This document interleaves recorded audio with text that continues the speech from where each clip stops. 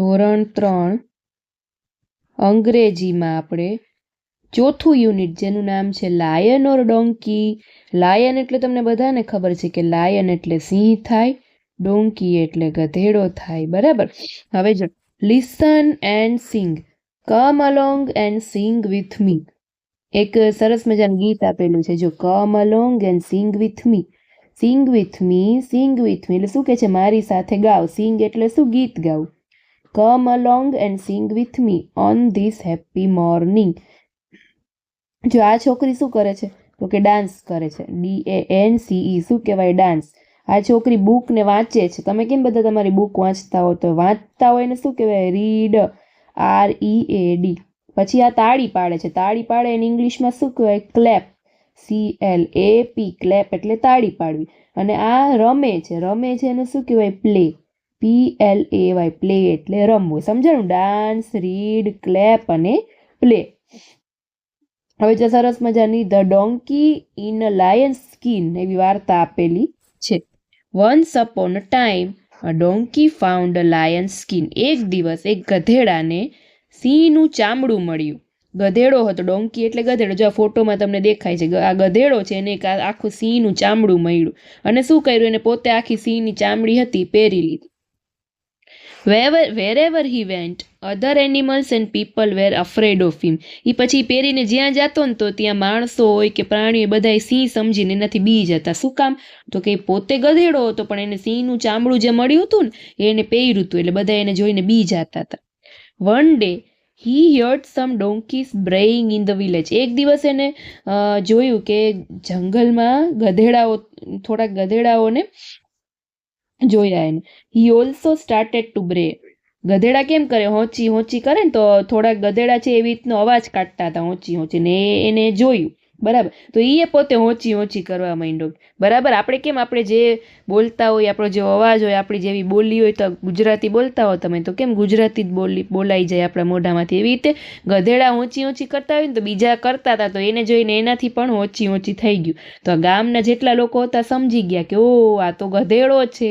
પછી દંડો લઈને જોયું તો એને તો સિંહનું ચામડું પહેર્યું હતું. અંદર તો કોણ હતો, ગધેડો, બરાબર. શું કર્યું, જો The villagers heard him, they came with sticks and beat the donkey. અને ગધેડા ઉપર લાકડી મારી, સ્ટીક એટલે લાકડી, અને ત્યાં તો એનું ચામડું નીકળી ગયું ને ખબર પડી ગઈ બધાને કે આ તો ગધેડો હતો.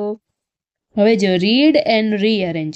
વાર્તામાંથી આ શબ્દ ઓળખી કાઢો અને અહીં આપેલા જમ્બલ્ડ વર્ડ સામે સાચો શબ્દ લખો. એટલે કે આડાઅવળા શબ્દના સ્પેલિંગ લખેલા છે, તમારે આમાંથી વાર્તામાંથી સાચો સ્પેલિંગ ગોતીને લખવાનો. જેમ કે જો ડોંકીનો સ્પેલિંગ અહીંયા ખોટો લખ્યો, સાચો આમ થાય, આડાઅવળા અક્ષર કરી નાખ્યા. આ લાયનનો છે, લાયનનો ખોટો છે, જો આમ થાય, L પછી I આવે, પછી O આવે, પછી N, પછી પીપલનો ખોટો. આ બધા તમને વાર્તામાં ઉપર વાંચીને એમાં સાચા સ્પેલિંગ મળી જાય.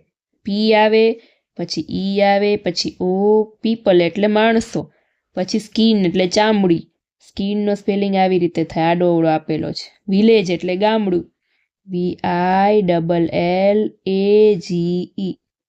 પછી વિલેજર્સ એટલે ગામડાના માણસો, VILLAGERS,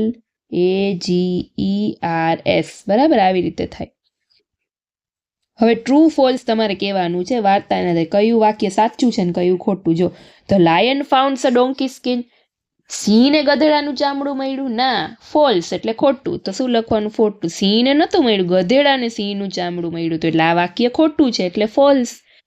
the donkey dressed up the lion skin, ડોંકીએ સિંહનું ચામડું પહેરી લીધું, હા, તો ટ્રુ આવશે. ટ્રુ એટલે સાચું, સાચા ખોટા છે, ખરા ખોટા. People were afraid of the donkey, બધા માણસો ડોંકીથી બીતા હતા, યસ, ટ્રુ, સાચું. The donkey saw many lions near the village, ગધેડાએ ગામમાં ઘણા બધા લાયન જોયા, ના, લાયન નહોતા જોયા, એને ઘણા બધા ગધેડા જોયા, એટલે આ વાક્ય ખોટું છે, તો false, FALSE. People bit the donkey, માણસોએ ડોંકીને માર્યો, હા, એને બીટ કર્યું, એટલે ટ્રુ. હવે એના ઉપરથી એ જ વાર્તા ઉપર તમારે ખાલી જગ્યા પૂરવાની છે. જો ખાલી જગ્યા હિયર્ડ અધર્સ ડોંકીસ બ્રે, કોને અવાજ સાંભળ્યો બીજા ગધેડાનો, તો કે ડોંકીએ જ. એટલે જો કાઉન્સમાં બે ઓપ્શન આપેલા છે, લાયન કે ડોંકી, તો આન્સર આવે donkey. The donkey found the skin of, કોની સ્કીન મળી એને, ટાઈગર કે લાયન? તો કે લાયન, LION. ધ ડોંકી ખાલી જગ્યા in the skin of the lion. ડોંકીએ શું કર્યું? ડ્રેસઅપ કરી લીધું, એટલે કે પહેરી લીધું. તો અહીંયા શું આવશે? Dress up. People bit the donkey with, માણસોએ ડોંકીને કેનાથી માર્યો? સ્ટોન એટલે પથ્થરથી કે લાકડીથી? તો કે સ્ટીક એટલે લાકડીથી માર્યો, STICKS. મિસિંગ વર્ડ જો, લેટ્સ પ્લે. શું કરવાનું છે? તો કે શિક્ષક વિદ્યાર્થીઓને 2 ટીમમાં વહેંચશે. બોર્ડ ઉપર વિદ્યાર્થીઓને પરિચિતો એવા 5 શબ્દો અંગ્રેજીમાં લખવાના, બરાબર? પછી એને ધ્યાનપૂર્વક જોવાનું. પછી શિક્ષક વિદ્યાર્થીઓને એમાંથી જે શબ્દ વાંચી શકે એ વાંચવાનું કહેશે. વિદ્યાર્થીઓ વાંચી ન શકે તો મોટેથી 2 વખત વાંચવાનું. પછી આંખ બંધ કરવાની ને એક શબ્દ ગમે એ ભૂસી નાખશે. પછી તમારે ખોલીને કહેવાનું કે કયો શબ્દ ભૂસેલો, બરાબર? આ તમને સ્કૂલમાં, શાળામાં અથવા તમે તમારા ફ્રેન્ડ સાથે આવી રમત રમી શકો.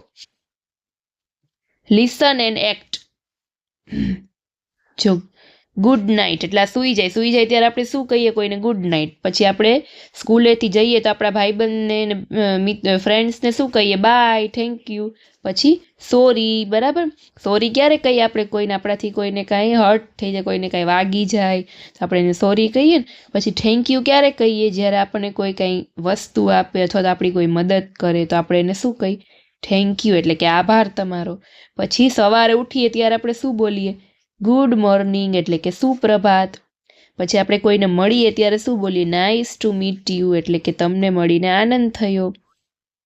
પ્લીઝ એટલે શું? જ્યારે આપણે કોઈને રિક્વેસ્ટ કરીએ. જો અહીંયા લખેલું છે, તમે પહેલી વાર કોઈને મળો ત્યારે આપણે શું બોલીએ? Nice to meet you. ઘરેથી નીકળીએ ત્યારે શું બોલીએ આપણે? Bye bye. સુવા જતી વખતે તમારા નાના ભાઈ બહેનને તમે શું કહો? ગુડ નાઇટ એમ કહો ને. પછી તમને કોઈ ગણિતનો દાખલો શીખવે ત્યારે આપણે એને થેન્ક યુ કહીએ. તમારા મિત્રને મળતી વખતે શું કહીએ આપણે? હાવ આર યુ એમ કહીને તમે કેમ છો. અને મિત્ર તમને સામે પૂછે તો હાવ આર યુ, તું કેમ છો? ત્યારે આપણે શું જવાબ આપવાનો? આઈ એમ ફાઇન, હું ઠીક છું. સમજાણું? Read and act. Jump like a monkey. આમાં જેમ લખેલું છે ને એમ તમારે કરવાનું. જમ્પ લાઇક અ મંકી, વાંદરાની જેમ કૂદકો મારો. C around like N eagle. Eagle એટલે શું? જેમ ઘુવડ છે, બરાબર? બાજ છે, સોરી ઘુવડ નહીં, બાજ.